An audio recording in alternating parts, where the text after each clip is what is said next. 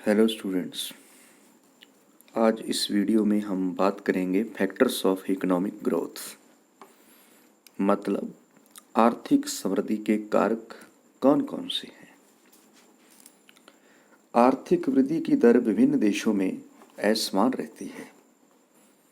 इसका मुख्य कारण यह है कि विभिन्न देशों में आर्थिक वृद्धि की दर निर्धारित करने वाले कारक या कारण अलग अलग होते हैं। आर्थिक समृद्धि के कौन कौन से कारक हैं, इसको लेकर भी अर्थशास्त्रियों में मतभेद है। इसी संदर्भ में यदि हम मोटे तौर पे कहें तो आर्थिक समृद्धि के कारकों को दो भागों में विभाजित कर सकते हैं, इकोनॉमिक फैक्टर्स और नॉन इकोनॉमिक फैक्टर्स। हिंदी में कहें तो आर्थिक कारक और गैर आर्थिक कारक। तो सबसे पहले हम बात करेंगे आर्थिक कारक की। इकोनॉमिक फैक्टर कौन से हैं? तो सबसे पहले आता है नेचुरल रिसोर्सेस, प्राकृतिक संसाधन।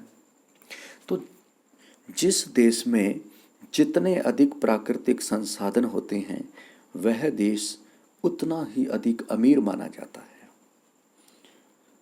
आज हम ओपेक कंट्री की बात करते हैं। ओपेक मतलब वो देश जो कच्चे तेल का निर्यात करते हैं। तो वहाँ इतनी मात्रा में कच्चा तेल है और उसका एक्सपोर्ट करने से उनकी इकोनॉमी बहुत तेज़ी से बढ़ रही है, विकास कर रही है। तो नेचुरल सोर्स किसी भी प्रकार के हो सकते हैं, मिनरल्स हो सकते हैं, भूमि हो सकती है, जल संसाधन हो सकते हैं। तो जिस देश में जितने अधिक होंगे वो उतना ही अधिक विकास करता है।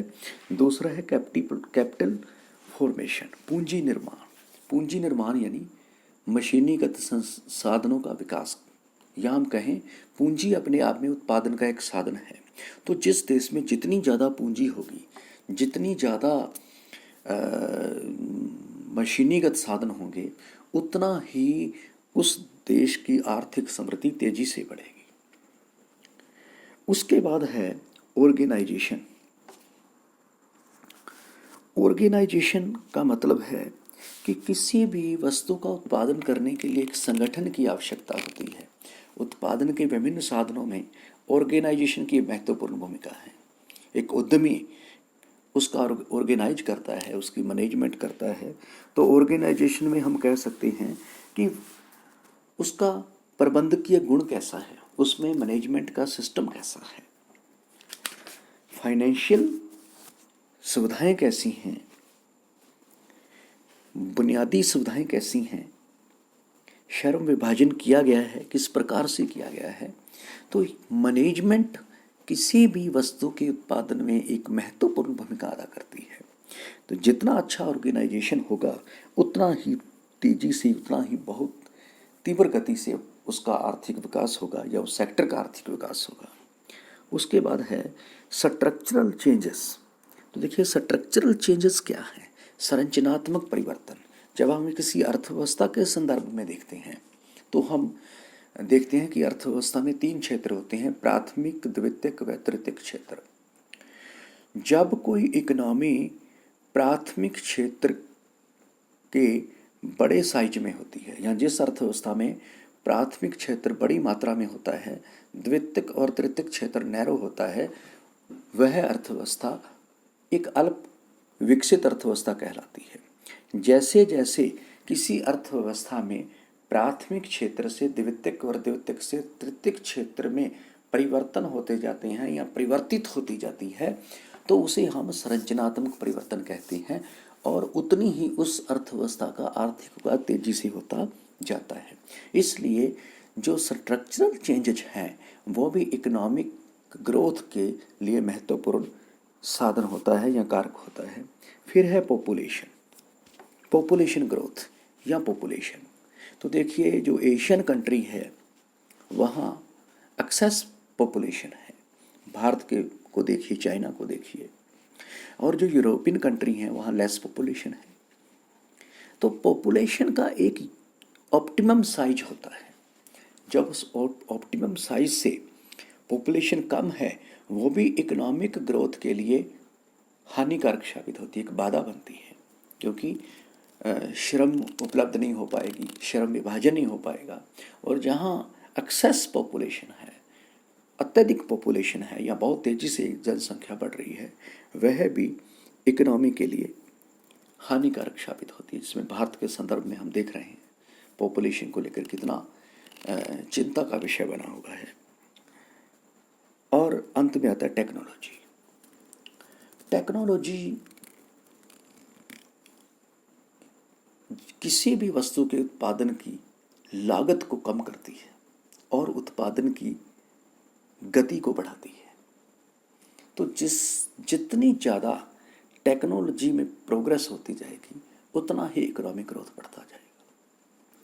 टेक्नोलॉजी का आज के युग में उत्पादन की वृद्धि में या उत्पादन की ग्रोथ में महत्वपूर्ण भूमिका है। इसके बाद हम देखते हैं नॉन इकोनॉमिक फैक्टर्स कौन से हैं, जैसे सोशल स्ट्रक्चर, सामाजिक संरचना कैसी है। भारत के संदर्भ में देखें तो भाई, जिसमें समाज में मैंने यहाँ लगाया जॉइंट फैमिली, संयुक्त परिवार की व्यवस्था है। तो इकोनॉमिक्स ये मानते हैं कि जॉइंट फैमिली या संयुक्त परिवार जो है वो आर्थिक समृद्धि में बाधक होते हैं, क्योंकि वहाँ सब लोगों को निर्णय लेने की स्वतंत्रता नहीं होती, निर्णय लेने में देरी होती है, एक दूसरे पर डिपेंडेंट होते हैं, पॉपुलेशन को बढ़ाने का काम करते हैं। इसलिए संयुक्त फैमिली भी एक प्रकार से अर्थव्यवस्था में बाधा का कार्य करती है। इसके अलावा समाज के अंदर रीति रिवाज बंधे, लोग रीति रिवाजों में बंधे हुए हैं, रूढ़िवादिता है, तो वो भी आर्थिक समृद्धि में बाधक बनते हैं। वेस्टर्न जो कल्चर है वो खुला कल्चर है, वो कॉम्पिटिटिव है, तो वो इकोनॉमिक ग्रोथ में ज़्यादा हम कहें कि प्रभावित करता है। उसके बाद है रिलीजियस या कल्चरल एटीट्यूड्स, यानी धार्मिक और सांस्कृतिक दृष्टिकोण लोगों का कैसा है। जिस देश में लोग धर्म पर बहुत ज़्यादा विश्वास करते हैं, भाग्यवादिता है, सब कुछ भगवान पे छोड़ रहे हैं, तो वहाँ आर्थिक समृद्धि तो वो भी भगवान भरोसे हो जाएगी। सांस्कृतिक सिस्टम कैसा है, लोगों का रहन सहन कैसा है, तौर तरीका कैसा है, तौर तरीकों को बदलना चाहते हैं या नहीं बदलना चाहते हैं, या वही परंपरागत तरीकों को रखना चाहते हैं। यदि उनकी सोच पारंपरिक है, ट्रेडिशनल है, तो उनको मॉडर्नाइजेशन में नहीं बदला जा पाएगा और इकोनॉमिक ग्रोथ संभव नहीं हो पाएगी। उसके बाद है ह्यूमन फैक्टर। यह भी एक बहुत बड़ा फैक्टर है। यहाँ हमने इकोनॉमिक फैक्टर में पॉपुलेशन की बात की है। ह्यूमन रिसोर्स एक पॉपुलेशन का हिस्सा है। जनसंख्या का वह भाग जो स्किल्ड है, जो कुशल है, जो एजुकेटेड है, शिक्षित है, हेल्दी है, स्वस्थ है, वही हिस्सा ह्यूमन रिसोर्स यानी मानवीय पूंजी कहलाता है या मानवीय संसाधन कहलाता है, और वही आर्थिक समृद्धि में महत्वपूर्ण भूमिका अदा करता है। यदि किसी देश की पॉपुलेशन जो है वो डिपेंडेंट है, वृद्ध हो चुकी है, बीमार है, जैसे कोरोना ने पूरे वर्ल्ड की पॉपुलेशन को बीमार कर दिया, तो वहाँ इकोनॉमिक ग्रोथ कैसे हो पाएगी। उसके बाद है पॉलिटिकल एंड एडमिनिस्ट्रेटिव सेटअप कैसा है।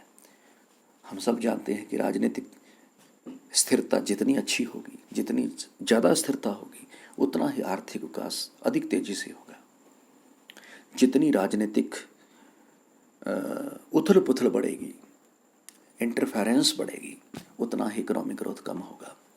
बड़े बड़े उद्योगपति है, वो अपना उद्योग को सेटअप करने से डरेंगे कि आने वाली सरकार किस प्रकार के निर्णय लेगी। बार बार निर्णय बदले जाएंगे जो उत्पादक को हतोत्साहित करेंगे। एडमिनिस्ट्रेटिव सेटअप भी महत्वपूर्ण भूमिका अदा करता है।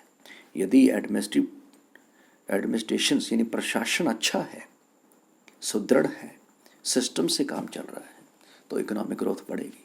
और यदि प्रशासन में भ्रष्टाचार है, लाल फीताशाही है, फाइलें आगे नहीं खिसक रही हैं, शीघ्रता से कार्य नहीं हो रहे हैं, तो इकोनॉमिक ग्रोथ में यह बहुत बड़ी बाधा साबित हो सकती है।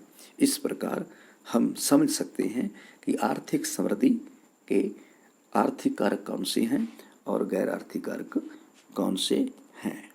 धन्यवाद।